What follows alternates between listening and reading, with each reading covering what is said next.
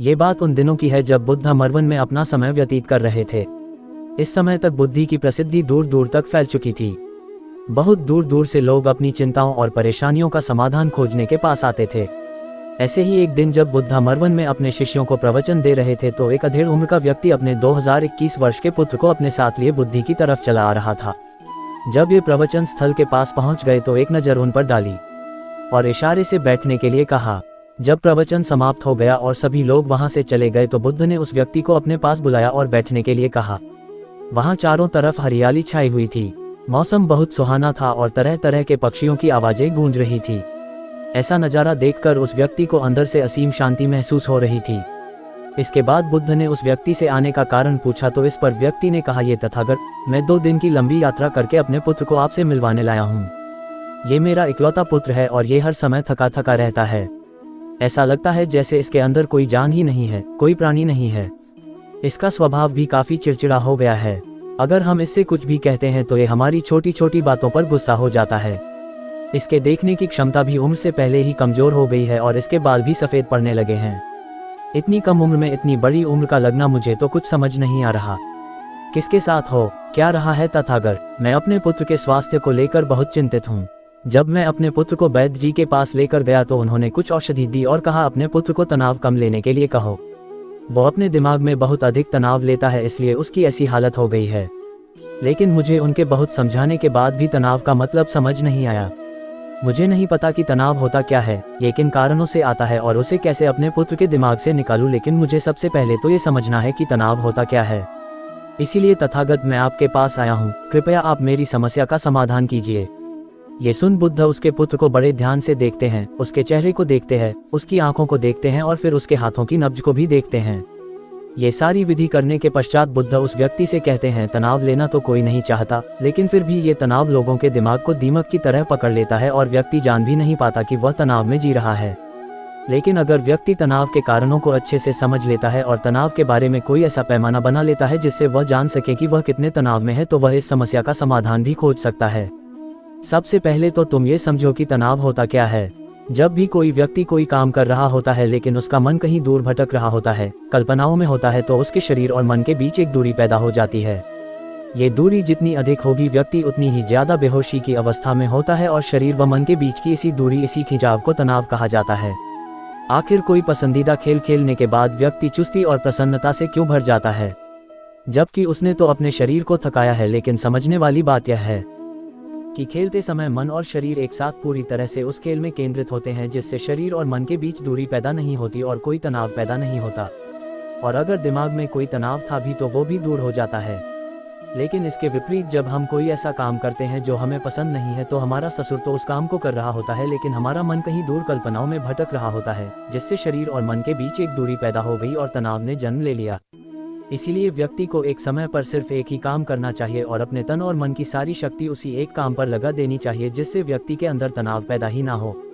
इसके बाद बुद्ध ने कहा, तनाव पैदा होने के मुख्य 8 कारण होते हैं और जिसने इन कारणों को समझ लिया वो जीवन भर तनाव मुक्त रह सकता है।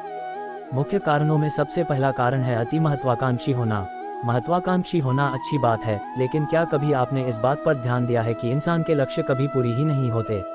उसका एक लक्ष्य पूरा हुआ नहीं कि वह दूसरे की तरफ भागने लगता है, दूसरा पूरा हुआ तो तीसरे की तरफ, और इस तरीके से वो अपने लक्ष्यों को पाने के लिए जिंदगी भर गोल गोल घूमता रहता है। इसीलिए जो व्यक्ति अति महत्वाकांक्षी होता है, जिसने बड़े बड़े लक्ष्य बनाए होते हैं, वह वर्तमान में कभी रह ही नहीं पाता। उसका मन सदैव भविष्य की योजनाएं बनाने में ही व्यस्त रहता है।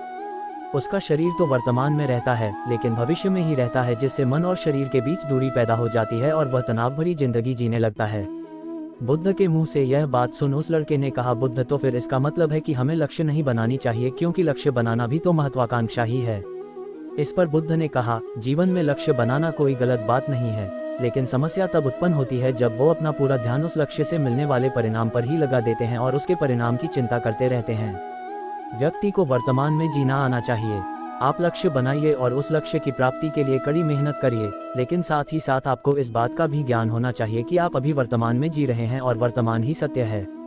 बुद्ध ने आगे कहा, तनाव का दूसरा सबसे बड़ा कारण है ईर्ष्या। जब व्यक्ति ईर्ष्या और जलन से भर जाता है तो उसका मन अंदर से सड़ने लगता है। ईर्ष्या एक आंतरिक भाव है।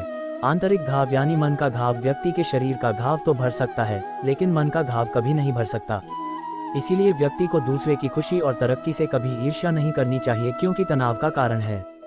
इसके बाद बुद्ध ने तनाव का अगला कारण बताते हुए कहा कि आरुषिपूर्ण काम करने से भी मन में तनाव पैदा होता है। जो काम करना हमें पसंद ही नहीं है, जिसका में हमारी रुचि ही नहीं है, उस काम में हमारा मन लग ही नहीं पाएगा। हमारा शरीर तो वही बैठा रहेगा, लेकिन हमारा मन कल्पनाओं की उड़ान भरेगा, जिससे शरीर और मन के बीच दूरी पैदा हो जाती है और व्यक्ति तनावग्रस्त हो जाता है। इसीलिए इंसान को हमेशा अपनी रुचि के अनुसार ही कार्य करनी चाहिए।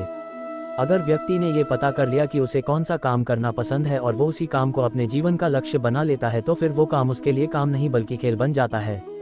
फिर बुद्ध ने कहा, तनाव का चौथा कारण होता है किसी दूसरे से अच्छा रखना। बुद्ध ने उस व्यक्ति की ओर इशारा करते हुए कहा, एक पिता होने के नाते तुम्हारी अपने पुत्र से बहुत सी अपेक्षाएं होंगी कि तुम्हारा पुत्र एक बहुत ही कामयाब इंसान बने, तुम्हारा नाम रोशन करे, जैसा तुम चाहते हो उस तरह का जीवन जिए, तुम्हारी हर बात मानी। लेकिन क्या आज तक कभी किसी की सारी अपेक्षाएं पूरी हुई है?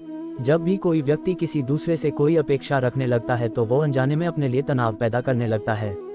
जरा सोचो कि अगर तुम्हारा बेटा तुम्हारे अनुसार काम नहीं कर रहा और वो नहीं बन पा रहा जो तुम उसे बनाना चाहते हो, तो निश्चित रूप से तुम्हारे दिमाग को तनाव पकड़ लेगा।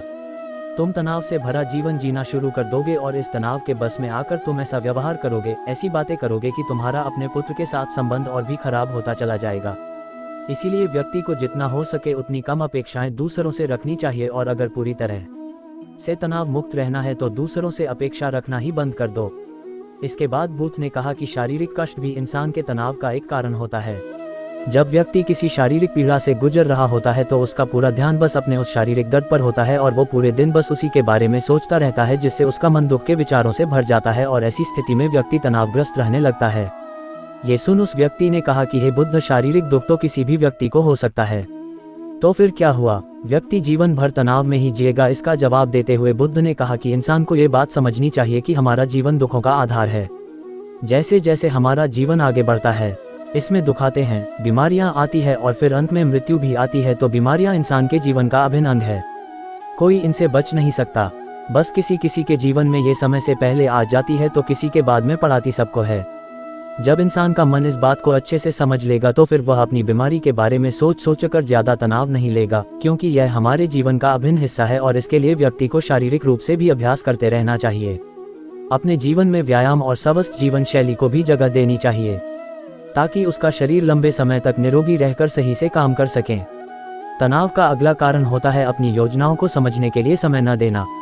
कुछ लोगों के दिमाग में कोई विचार आया नहीं है कि वो बिना सोचे समझे उस पर काम करना शुरू कर देते हैं, और जब उस काम में उन्हें असफलता मिलती है तो वह तनाव से भर जाते हैं, क्योंकि उन्होंने उस काम को शुरू करने से पहले उसके बारे में पूरी जानकारी इकट्ठा नहीं की थी। इंसान को कोई भी काम शुरू करने से पहले उसके अच्छे और बुरे परिणामों के बारे में ठीक से सोच विचार कर लेना चाहिए। इंसान को इस बारे में भी सोच लेना चाहिए कि अगर ये योजना सफल नहीं हुई तो फिर इसके बाद मैं क्या करूँगा। इसलिए व्यक्ति को अपनी योजनाओं को ठीक से समझने के लिए पूरा समय देना चाहिए, ताकि बाद में उस योजना की वजह से तनाव पैदा ना हो। तनाव का सातवां सबसे बड़ा कारण होता है टालमटोल करना, आज के काम को कल पर टालना। आप लोगों ने ये कहावत तो सुनी होगी कि आलसी इंसान के शरीर का सबसे बड़ा शत्रु है। इंसान आलस्य की वजह से आज के काम को कल के लिए टाल देता है और फिर काम को टालना उसकी आदत बन जाती है। काम को कल पर टालने वाले व्यक्ति का काम कभी भी समय पर पूरा नहीं हो पाता, और अगर किसी तरह से पूरा हो भी जाता है तो वह उतना अच्छा नहीं हो पाता जितना अच्छा उसे किया जा सकता था, और फिर यह बात व्यक्ति के अंदर तनाव पैदा करती है। लेकिन काम को टालना या काम को एकदम अंत समय पर करना एक आदत है, इसीलिए व्यक्ति ना चाहते हुए भी बार बार अपनी इस आदत का शिकार बन जाता है और काम को टालता रहता है, और फिर जब काम की समय सीमा पास आ जाती है तो वह तनाव से भरकर काम को पूरा करने का प्रयास करता है। इसीलिए तनाव मुक्त रहने के लिए व्यक्ति को काम को टालने की आदत छोड़नी पड़ेगी, और ये तभी संभव है जब व्यक्ति काम को समय से पहले खत्म करने का निश्चय करें। सबसे आखिरी और सबसे प्रमुख कारण जो तनाव का होता है वो है ज़्यादा सोचना। लगातार सोचते रहना भी एक बीमारी है, और यह उस व्यक्ति में सबसे ज़्यादा पाई जाती है जो कपोल कल्पनाएं करता है, जो अतीत की घटनाओं और भविष्य की बातों के बारे में सोचता रहता है, जो बेवजह के अनुमान लगाता रहता है। इसीलिए व्यक्ति को ज़्यादा सोचने की आदत पर लगाम लगाना चाहिए। इसके लिए जितना हो सके खुद को काम में व्यस्त रखना चाहिए और हर दिन ध्यान का अभ्यास करने को अपने जीवन का हिस्सा बना लेना चाहिए। बुद्ध के मुंह से यह सारी बातें सुनकर उस व्यक्ति ने हाथ जोड़कर कहा, बुद्ध, मेरा पुत्र तो अभी मात्र 20 वर्ष का ही है और इसमें अभी इतनी समझ भी नहीं है कि यह आपकी बताई सारी बातों का एक साथ पालन कर सकें। आप कृपया करके तनाव मुक्त रहने का कोई आसान सा तरीका बता दें जिससे मेरा बेटा उसका अनुसरण भी कर सके और तनाव मुक्त भी रह सके। उस व्यक्ति की यह प्रार्थना सुन बुद्धि ने कुछ सोचते हुए जवाब दिया, अगर तुम इतनी सारी बातों का पालन नहीं कर सकते तो इसके लिए एक बहुत ही आसान विधि है।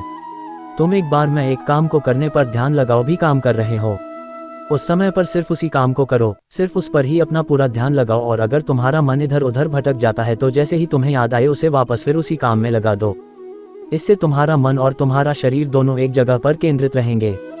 दोनों के बीच दूरी पैदा नहीं होगी जो कि तनाव का मुख्य कारण होती है। दोस्तों, आज की युवा पीढ़ी एक ही समय पर दो दो तीन तीन काम करने के आदी हो चुकी है, जैसे फ़ोन पर बात करते हुए गाड़ी चलाना, खाना खाते हुए टीवी देखना, ये फ़ोन चलाना, और फिर इनकी शिकायत रहती है कि मैं तनाव में जी रहा हूँ, मेरा मन शांत रहता है, मैं चिड़चिड़ा सा हो गया हूँ। जब कोई व्यक्ति एक ही समय पर तीन तीन काम करेगा तो तनाव पैदा होना तो स्वाभाविक है, क्योंकि दिमाग तो एक समय पर पूरा ध्यान लगाकर सिर्फ एक ही काम कर सकता है। पूर्ण रूप से एक ही समय पर दो कामों पर ध्यान कभी नहीं लग सकता। इसीलिए जहाँ तक संभव हो सके एक समय पर सिर्फ एक ही काम करने का प्रयास करें, वो भी पूरे ध्यान के साथ। दोस्तों, आशा करता हूँ कि आपको इस स्टोरी से काफ़ी कुछ सीखने को मिला होगा। धन्यवाद।